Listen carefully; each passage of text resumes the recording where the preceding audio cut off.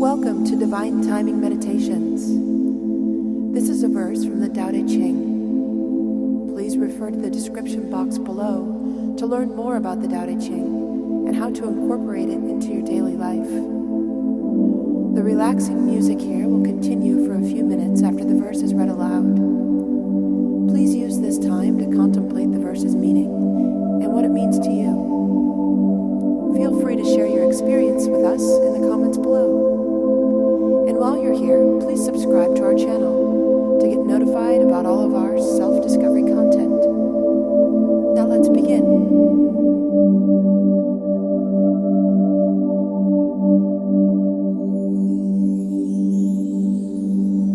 Verse 16 of 81, Tao Te Ching.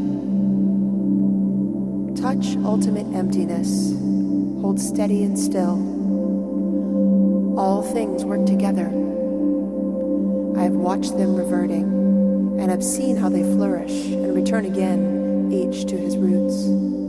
This, I say, is the stillness, a retreat to one's roots, or better yet, return to the will of God, which is, I say, to constancy.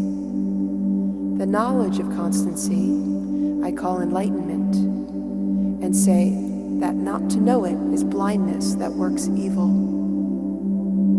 But when you know what eternally is so, you have stature. And stature means righteousness. And righteousness is kingly. And kingliness is divine. And divinity is the way, which is final. Then, though you die, you shall not perish.